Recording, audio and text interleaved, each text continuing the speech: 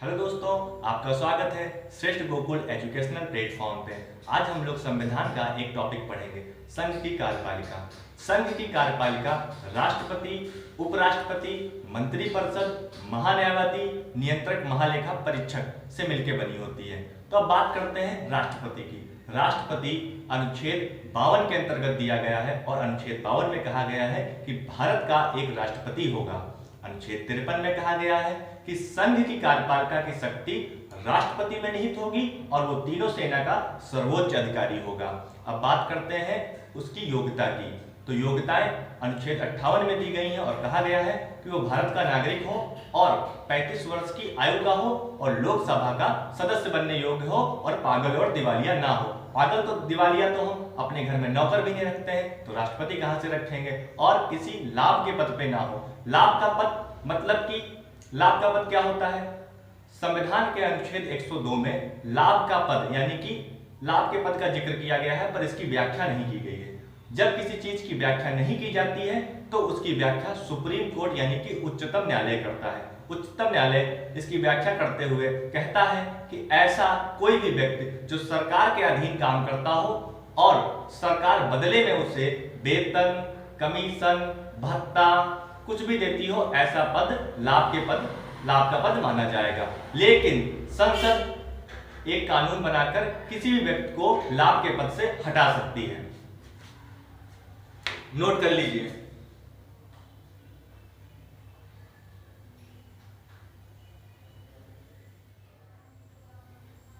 बात करते हैं राष्ट्रपति के निर्वाचन की। तो निर्वाचन की पद्धति जो है वो अनुच्छेद 54 में दी गई है। अनुच्छेद 54 में दी गई है राज्यसभा और लोकसभा यानी कि संसद के दोनों सदनों के निर्वाचित सदस्यों के द्वारा राष्ट्रपति का चुनाव होता है। अगर बात करते हैं राज्यों में तो विधानसभा के निर्वाचित सदस्यों के द्वारा, जिसमें दिल्ली और पुदुचेरी भी शामिल है। किस तरह की चुनाव प्रणाली होती है? अनुपातिक प्रतिनिधित्व की एकल संक्रमणी मत प्रणाली के द्वारा होता है। अप्रत्यक्ष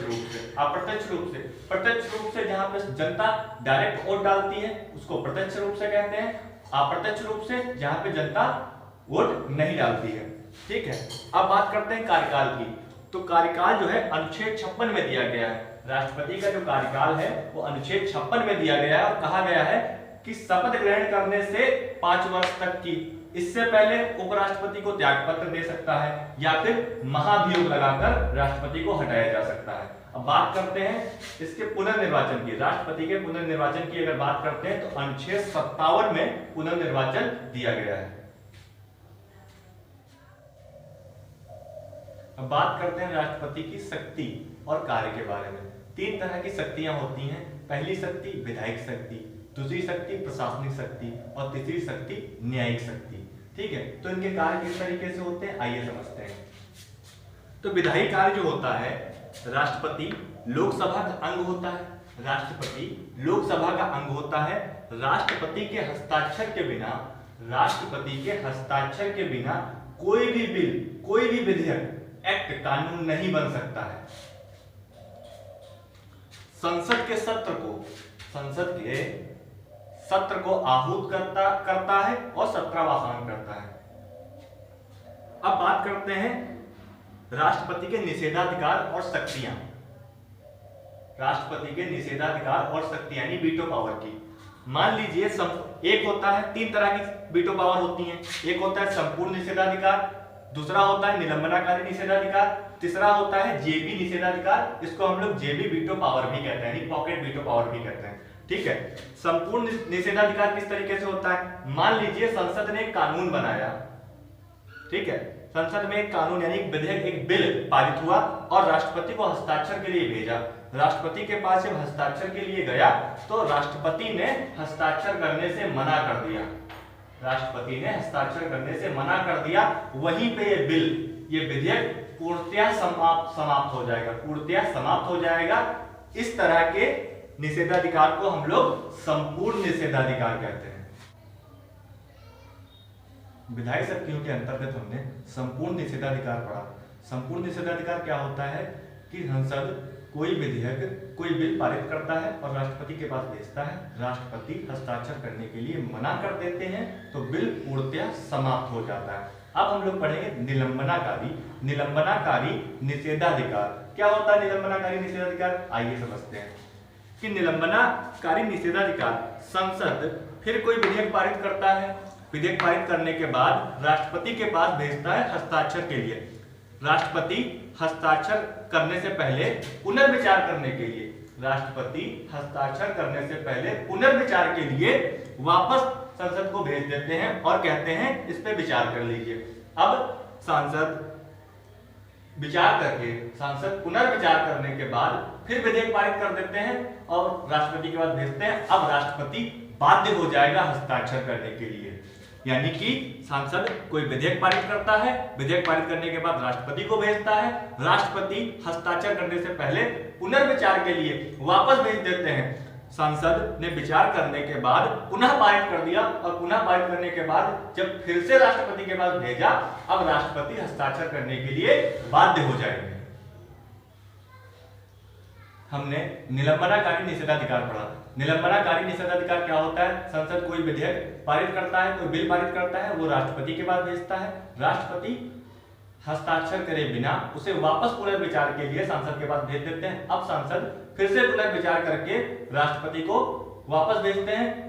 अब राष्ट्रपति सिग्नेचर करने के लिए, हस्ताक्षर करने के लिए बाध्य हो जाएगा। अब पढ़ेंगे हम लोग जेबी वीटो पावर। जेबी वीटो पावर को हम लोग पॉकेट वीटो पावर कहते हैं। आइए समझते हैं जेबी निषेधाधिकार क्या होता है। संसद कोई विधेयक पारित करता है, राष्ट्रपति के पास भेजता है। संसद कोई विधेयक पारित करता है और राष्ट्रपति के पास भेजता है। राष्ट्रपति ना तो हस्ताक्षर करते हैं और ना ही पुनर्विचार के लिए वापस भेजते हैं। अनिश्चित काल के लिए अपनी जेब में रख लेते हैं। सर्वप्रथम तत्कालीन राष्ट्रपति जिनका नाम था ज्ञानी जेल सिंह, 1986 में डाक संशोधन विधेयक में इसका प्रयोग किया था, जेबी वीटो पावर का।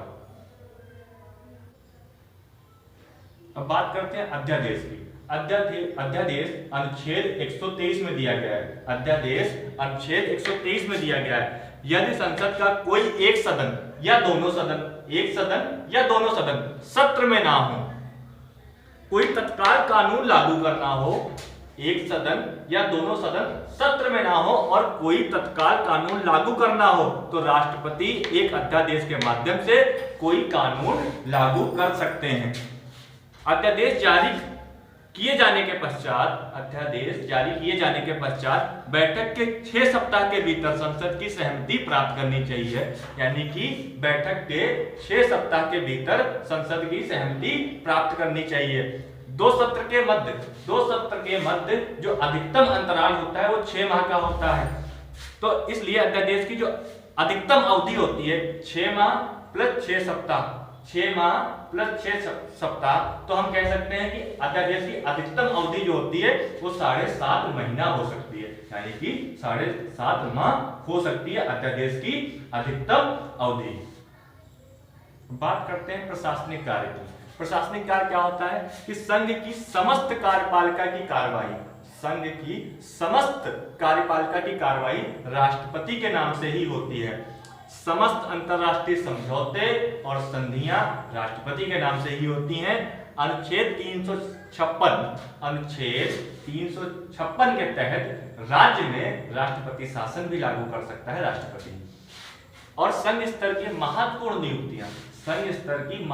नियुक्तियां राष्ट्रपति ही करते हैं, जैसे कि महान्यायवादी, कैग, सुप्रीम कोर्ट का जज, हाई कोर्ट का मुख्य न्यायाधीश, यूपीएससी का अध्यक्ष, राज्यपाल, केंद्रीय विश्वविद्यालय के कुलपतियों की नियुक्ति भी राष्ट्रपति करते हैं। निर्वाचन आयोग, वित्त आयोग और प्रधानमंत्री और मंत्रिपरिषद की भी नियुक्ति राष्ट्रपति करते हैं। ये इनका प्रशासनिक कार्य होता है। अब बात करते हैं न्यायिक शक्ति। न्यायिक शक्ति कैसी होती है कि राष्ट्रपति को क्षमादान अनुच्छेद 72 में दिया गया है। यानी कि अनुच्छेद 72 के तहत राष्ट्रपति किसी को भी क्षमादान दे सकता है। अब बात करते हैं राष्ट्रपति किसी भी दंड को क्षमा कर सकता है, परिहार कर सकता है, लघुकरण कर सकता है और निलंबित कर सकता है। राष्ट्रपति किसी भी दंड को क्षमा कर सकता है, परिहार कर सकता है, लघुकरण कर सकता है और निलंबित कर सकता है। अब सलाहकारी शक्तियां अनुच्छेद 143 में दी गई हैं। सलाहकारी शक्तियां अनुच्छेद 143 में दी गई हैं। सुप्रीम कोर्ट का जज, सुप्रीम कोर्ट का मुख्य जज, ठीक है, मुख्य न्यायाधीश, सुप्रीम कोर्ट का मुख्य न्यायाधीश राष्ट्रपति से सलाह ले सकता है और राष्ट्रपति सुप्रीम कोर्ट के मुख्य न्यायाधीश से सलाह ले सकते हैं, यानी कि एक दूसरे से सलाह ले सकते हैं, लेकिन कोई बाध्यता नहीं है, अगर चाहे तो सलाह ले सकते हैं। अब बात करते हैं राष्ट्रपति में महाभियोग की। तो महाभियोग, राष्ट्रपति पे जो महाभियोग लगाया जाता है वो अनुच्छेद 61 में दिया गया है। क्या दिया गया है आइए देखते हैं। किसी भी सदन में कम से कम, किसी भी सदन में आरोप लगाने के लिए, किसी भी सदन में आरोप लगाने के लिए कम से कम 1/4 सदस्यों द्वारा संविधान उल्लंघन का आरोप लगाया जाए, ठीक है। उसके बाद 14 दिन तक की, उसके बाद 14 दिन तक की कोई कार्रवाई नहीं होगी। यदि उस सदन में 2/3 से बहुमत पारित हो जाता है, यदि उस सदन में 2/3 से बहुमत पारित हो जाता है, तब उन्हें तो उसे दूसरे सदन में भेजा जाता है, तब दूसरे सदन में भेजा जाता है, वहां पर उनसे सफाई मांगी जाती है। उसके बाद अगर उस सदन में भी 2/3 से बहुमत पारित हो जाएगा तो महाभियोग पूर्ण माना जाएगा और राष्ट्रपति अपने पद से हटा दिए जाएंगे।